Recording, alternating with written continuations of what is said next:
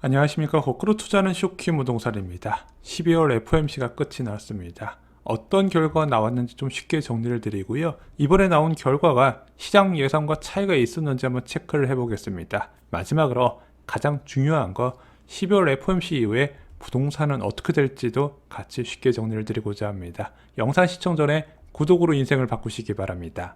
자, 올해 마지막 있었던 FOMC 예상한 대로 기준금리가 0.5%포인트 인상이 됐습니다. 빅스텝을 밟았어요. 자, 보면은 올해 미국에서 처음으로 금리 인상했던 게 3월 달이었거든요. 그리고 1년도 안 된 기간에 기준금리를 0.25%에서 4.5%로 올려버렸습니다.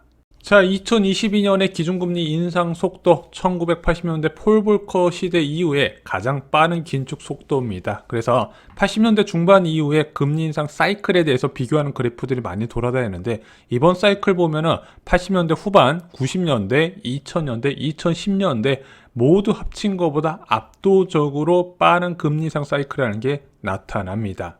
자, 이것으로 한미 기준금리는요 1.25%포인트까지 벌어지게 돼요. 지금 대한민국 3.25%인데 미국이 4.5%가 됐네요. 그래서 살펴봤더니 09년부터 2001년에 이런 큰 격차가 벌어진 적이 있었다고 하네요. 그때 1.5%포인트까지 벌어졌다고 합니다. 그리고 2000년대 들어서는 제일 많이 벌어졌던 게 1%포인트인데 그러면은 이창용 우리 총재도 처음에는 야 1%포인트까지 벌어지는 것은 이상으로 벌어지는 건 좀 문제가 있지 않겠냐 이렇게 봤는데 지금 미국에서 워낙 금리 인상 속도가 가파르고 대한민국도 변동금리 대출 비율이 많다 보니까 미국이랑 같은 속도로 올리는 건 좀 어렵겠네. 그래서 약간의 지금 금리가 벌어지는 거에 대해서는 인정을 하는 분위기예요. 단 전제 조건이 있죠.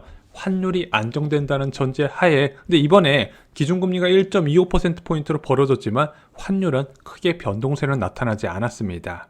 시장에서는 좀 기대감이 있었어요. 이번 11월 CPI가 7.1%가 나왔잖아요. 와, 예측치보다 한참 낮네. 9.1%에서 7.1%까지 낮아졌기 때문에 혹시 이번에 물가 하락에 대해서 FOMC에 뭐 어떤 반응이 있지 않을까 이런 기대감이 좀 있었습니다. 자, 먼저 12월 FOMC 성명서는요 11월 달과 비교해서 달라진 건 없었어요. 물가를 2% 목표 수준으로 되돌려야 한다. 충분한 제약적인 통화정책 기조를 달성하기 위해 지속적인 금리 인상이 적절하다. 그래서 금리를 더 올리겠다 당분간. 이거는 뭐 여러분들도 다 알고 계셨잖아요. 그래서 내년 초에 5% 전후의 금리가 됐다는 거는 뭐 시장에서는 다 알고 있던 컨센서스였습니다. 자, 기자간담회에서도요 제롬 파월 의장은 같은 내용을 강조했습니다. 그동안 신속하게 긴축적인 조치들을 취했으나 그에 따른 결과가 충분하지 않다. 그래서 추가적인 노력, 추가적인 금리 인상 필요성을 강조했습니다. 물론 인플레이션 둔화가 된 건 맞지만은 이거에 대한 확신을 가지려면 훨씬 더 많은 증거를 필요로 한다. 저희가 예전에 이제 중앙은행은 어떤 식으로 통화정책을 움직이는지 말씀을 드렸죠. 경제지표, 전망만으로는 절대 경제 통화정책을 바꾸지가 않고요. 지표가 나와야 되고 그 지표가 지속성을 보여야 되거든요. 그 지속성을 기준으로 최소 3개월을 봐요. 근데 이 정도로 훨씬 더 많은 증거를 필요하다 그러면 아무리 못해도 6개월은 더 지켜본다는 얘기다. 저 이렇게 해석을 했습니다. 자, 9월 경제 전망 대비 12월 달을 바뀐 거 살펴보겠습니다. 일단 내년 성장률이 0.5%로 더 둔화될 것으로 봤어요. 1.2에서 0.5%로 줄어들었습니다. 실업률은 4.4에서 4.6으로 올라간다는 거죠. 현재 3.7%니까 내년 말 정도 되면 1%포인트 더 올라갈 것이다. 이렇게 봤다는 거죠. 그리고 내년 물가 전망 개인 소비 지출은 2.8에서 3.1%로 늘어나고 근원 PCE 지수, 근원 코어 PCE 지수는 3.1에서 3.5%로 늘어난다고 봤습니다. 경기는 더 침체되고 물가 상승률은 9월 대비 더 늘어날 것으로 봤다는 거죠. 자, 이번 FOMC에서 가장 관심을 받았던 거는요. 어디까지 올릴 것인가 그리고 언제 내릴까죠. 자, 그 힌트가 포함된 점도표가 이번 FOMC에서 공개가 됐습니다.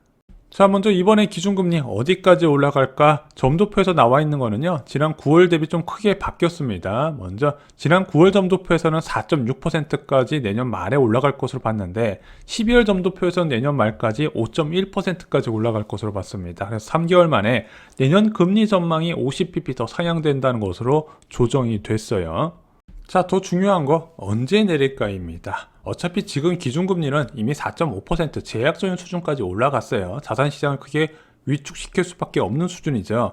이제 여기서 얼마나 더 올릴까 보다도 언제 내려갈까가 더 사람들이 관심이 집중된 겁니다. 그런데 9월 점도표에서는 2024년 말 기준 3.87%를 제시했거든요. 근데 이번 점도표에서는 2024년 말 기준 4.1%를 제시했습니다. 그래서 점도표로 보면은 내년 말에 5.1%까지 올라가고 2024년 말까지 한 4번 정도의 베이비 스텝 1%포인트 정도 금리를 낮춘다고 본 거죠. 여기에 제롬 파월 의장이 거들었어요. 2023년 금리 인하 계획 없다고 못을 박았죠. 자, 분명히 9월 FOMC 대비해서 굉장히 매파적으로 바뀌었습니다. 근데 이게 시장 전망치와 큰 차이가 있었을까요? 인식을 하고 있었던 걸까요? 예, 인식을 하고 있었습니다. 큰 차이가 없는 결과였던 거예요. 그래서 달러 인덱스 보면은 이번에 FOMC에도 크게 변한 모습을 보이지 않고요.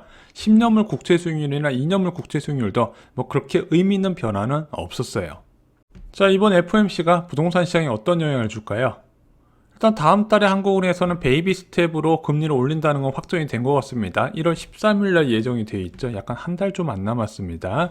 이창용 은행 총재는 기준금리 인상을 3.5% 안팎에서 마무리하기를 희망한다고 얘기했어요. 일단 3.5%가 시장 컨센서스로 잡혀 있는 것 같습니다. 물론 미국에서 5%까지 올리고 5.25%까지 올리면 이제 좀 불안해질 수 있어요. 그때 불안해지면 다시 대응을 할지 말지는 환율이나 미국 물가 지표에 달려있다. 저는 이렇게 생각을 하고 있습니다. 일단은 한국은행에서는 3.5%를 목표로 하고 있다. 저는 이렇게 생각을 해요. 근데 중요한 게 있어요. 일반적으로 부동산 시장에서는요, 11월 달과 1월 달에 금리 인상을 싫어해요. 왜냐면은 이 시기 겨울 때는요, 입주 물량이 늘고 갭 투자자들의 급매가 증가하거든요. 근데 그 전에 기준금리가 계속해서 올라가면서 심리적으로 위축이 돼버리면은 당연히 매수자 찾기는 더욱더 어렵다는 거 아닙니까? 그래서 매도자는 늘어나는데 매수자가 없고 입주 물량이 쏟아지고 전세 가격이 폭락하고 다시 초급매가 늘어나는 악순환이 계속되면서 집값이 붕괴된다 말씀을 드렸어요. 물론 2023년 부동산 시장 위기라는 거는 누구나 다 아는 거예요. 자, 이제 시장에서 중요한 것은요, 고금리가 얼마나 장기간 이어질까예요. 근데 이번에 발표된 점도표만 보면요, 솔직히 주택 구입 시기를 미뤄야 돼요. 쇼킹 부동산은 2023년부터 2024년 초에 내 집만 원을 권해드리고 있지만 2023년에 금리 인하 없고 2024년에도 굉장히 천천히 내릴 거란 점도표가 나왔다는 거죠. 겨우 1%포인트 인하하는 건 많지가 않거든요. 워낙 제약적인 수준의 금리이기 때문에 그래요. 근데 쇼킹 부동산이 계속 강조하는 게 있습니다. 미래 금리 전망, 특히 통화정책 담당자들이 말하는 미래 금리 전망은요, 참고사항이라고. 특히 점도표는 더욱더 그냥 한번 보고 끝을 내셔야 된다는 거죠. 자, 2018년 말의 점도표 한번 볼까요? 그 당시 점도표 보면요, 2019년에 2번의 금리 인상, 2020년에 1번의 금리 인상으로 되어 있었습니다. 하지만 이 점도표 나오고 나서요, 그 다음 달에 어떻게 됐다? 기준금리 동결하고요, 성명문에서 추가적 그리고 점진적 금리 인상 문구가 한 달 만에 삭제해버려요. 그 다음에 4월 달에는요, 금리 인상이 중단이 공식화되고 보유자산 축소도 진행이 돼버립니다. 그리고 나서 8월 달 돼서는요, 아예 금리 인하로 들어갔다는 거죠.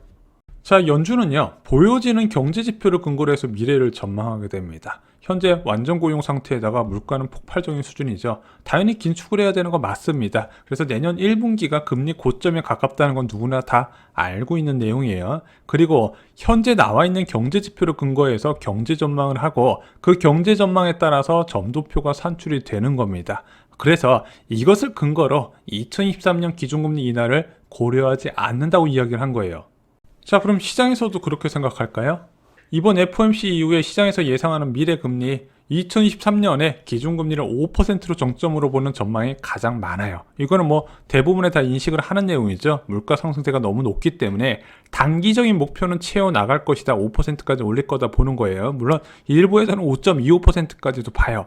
문제는 금리 인하 시점을 언제로 보냐? 패드워치에서는 내년 11월로 보고 있다는 겁니다. 금리 인하 가능성이 68.3%로 매팅이 돼 있어요.